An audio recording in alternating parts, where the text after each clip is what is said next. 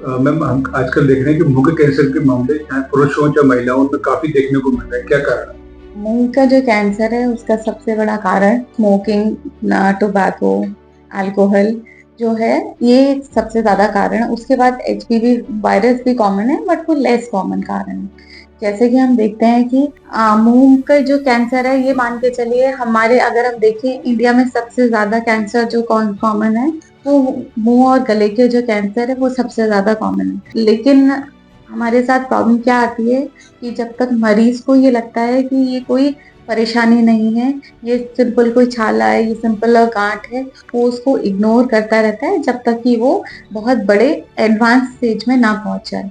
तो हमारी रिस्पॉन्सिबिलिटी बनती है कि इसमें सबसे बड़ा रोल होता है स्क्रीनिंग का। तो अगर किसी भी मरीज को शुरुआती में ही कोई अगर मुंह में छाला, मुंह में कोई गांठ या कुछ भी ऐसा या फिर मुंह में कोई लालपन या फिर मुंह में पीलापन या कुछ भी जीभ में कोई गांठ या कुछ भी ऐसा पता चलता है, तो फिर उसको पहले अपने डॉक्टर को दिखाइए, कंसल्ट करिए। अगर उसमें जरूरत है तो उसको नियमित रूप से, कभी कभी कुछ ऐसे कारण होते हैं जैसे आपने डॉक्टर को दिखाया, तो डॉक्टर चेक करके ये बता सकता है कि इसमें घबराने वाली बात नहीं है। और कुछ कारण ऐसे होते हैं जो अभी तो कैंसर नहीं है, लेकिन उनके अंदर आगे कैंसर में बदलने का चांस है।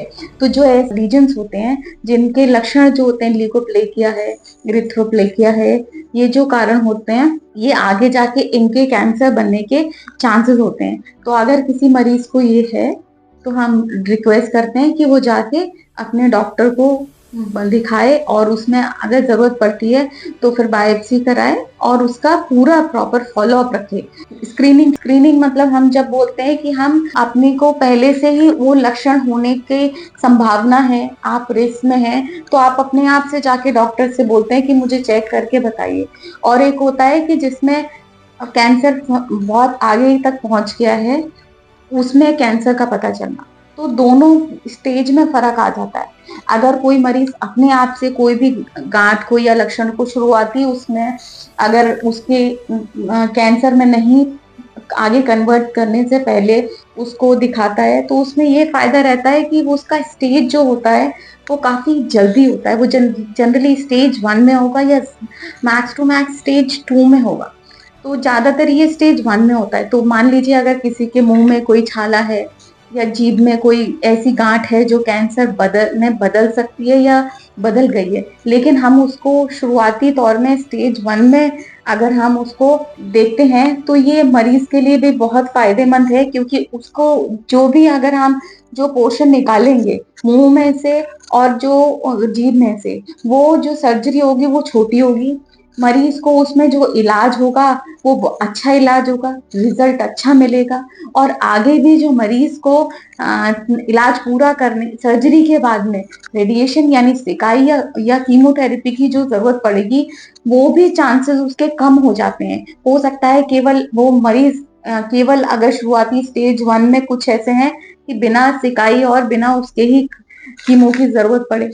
तो ये फायदा रहता है। और हो सकता है कि जो शुरुआती तौर पे हमें पता चलता है जो कोई गांठ या कुछ भी है, वो क्या कहते हैं, छोटा ऑपरेशन होता है। वो उसको निकाल के उसको वो क्या कहते हैं, उसमें प्लास्टिक सर्जरी करने की भी जरूरत नहीं पड़ती है कभी कभी। तो ये बहुत बुरा लगता है देख के कि जब मरीज को पता होता है सालों से कि एक एक साल, 6 6 महीने, 1.5 1 2 साल से मरीज को गांठ है, उसको पता है कि हाँ ये गांठ है, लेकिन वो उसको इग्नोर कर रहा था। उसे लगता है कि छाला है या ऐसे ही है, ठीक हो जाएगा। इधर उधर वो छोटी मोटी दवाइयां खा के अपने आप, और वो अपने इलाज करता है। और जब हमारे पास आता है तो हम इलाज को जब बताते हैं, तो वो उसको लगता है कि अब क्योंकि उसका फिर बड़ा ऑपरेशन होता है, उसमें फिर प्लास्टिक सर्जरी की जरूरत पड़ती है। और जो, क्योंकि ये मुंह का कैंसर, बाकी अगर मान लो किसी को पेट में कैंसर है, तो इंसान का पेट में कपड़े पहन लिए सारे वो ढक जाएगा। लेकिन अगर किसी के मुंह में या गले में कैंसर है, अगर कोई भी ऑपरेशन होगा वो दिखाई देगा। तो इंसान बहुत ही कॉन्शियस रहता है। तो इसलिए ये बहुत जरूरी है कि अगर मरीज को, मान लो अगर हम होने से नहीं रोक सकते, तो कम से कम हम इतना तो कर ही सकते हैं कि उसको अर्ली स्टेज में पता कर सकें। जिससे उस सर्जरी से होने वाले जो उसके मतलब काफी कॉम्प्लिकेशन है उनको बचा सकते हैं। तो मैं यही करूंगी सारे जो भी हमारे जो व्यूअर्स हैं और जितने भी हमारे पेशेंट और जितने भी नॉर्मल पॉपुलेशन है कि अपनी हेल्थ के लिए अवेयर रहें, स्मोकिंग, टोबैको और अल्कोहल को स्टॉप कीजिए और अपनी हेल्थ का रेगुलर चेकअप, ओरल हेल्थ का जो रेगुलर चेकअप अपना करवाइए और कोई भी आपको दिक्कत है तो उसमें तुरंत इंटरवेंशन जो भी डॉक्टर एडवाइस करता है उसको फॉलो करें। हमारे जी अक्सर देखते हैं कि लोग कहते हैं कि हम तो हमारे घर में इतने सालों से लोग खा रहे हैं, हमें कुछ नहीं हुआ।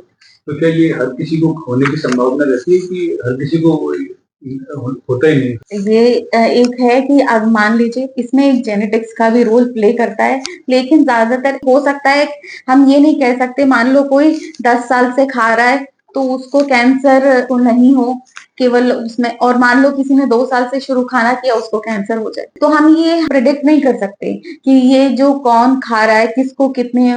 बस हमको इतना पता चलता है साइंस के द्वारा कि हाँ ये है तो इसका मेन कारण ये है। और कभी कभी तो जबकि ये होता है कि कुछ अगर उसको बंद भी कर देते हैं तो उसका इफेक्ट काफी लंबे समय तक रहता है। और ऐसा नहीं है कि आपने अगर तंबाकू इस तरफ रख के खा रहे हैं तो आपको बाकी मुंह में कैंसर नहीं हो सकता। ये है कि जो उसमें से मसाला जो जाता है पूरे मुंह में जाता है तो उसका असर जो होता है पूरे मुंह पर होता है, यहाँ तक कि गले पर भी होता है। तो हमें इसके लिए सावधान रहना चाहिए। तो एक आदमी को मतलब कब चेकअप कराना चाहिए अगर उसको कैंसर नहीं है, क्योंकि मसाला भी नहीं छोड़ पा रहा है और चेकअप भी नहीं करा, तो कब कराना चाहिए? जैसे अगर आप मसाला खाते हैं तो पहले अपना चेकअप करवाइए, उसमें देखिए कोई छाला, कोई गांठ, कोई ऐसी चीज तो नहीं है। वो आपका डॉक्टर कंसल्ट करके आपकी ओरल कैविटी का एग्जामिनेशन करके आपका देखेगा कि इसमें कोई लीजन या कुछ भी ऐसा सस्पिशन है या नहीं है।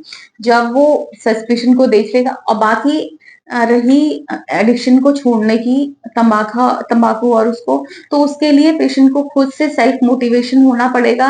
और बाकी निकोटीन रिप्लेसमेंट आते हैं, उसमें पैचेस आते हैं, स्प्रे आते हैं और क्या कहते हैं ई सिगरेट्स आती हैं, तो उनका यूज करके वो धीरे धीरे ग्रेजुअली स्मोकिंग को और एडिक्शन को कम कर सकते हैं और उसको लेटर ऑन साइकोलॉजिस्ट की भी हेल्प लेके उसको स्टॉप किया जा सकता है। क्या मैसेज आपका इस?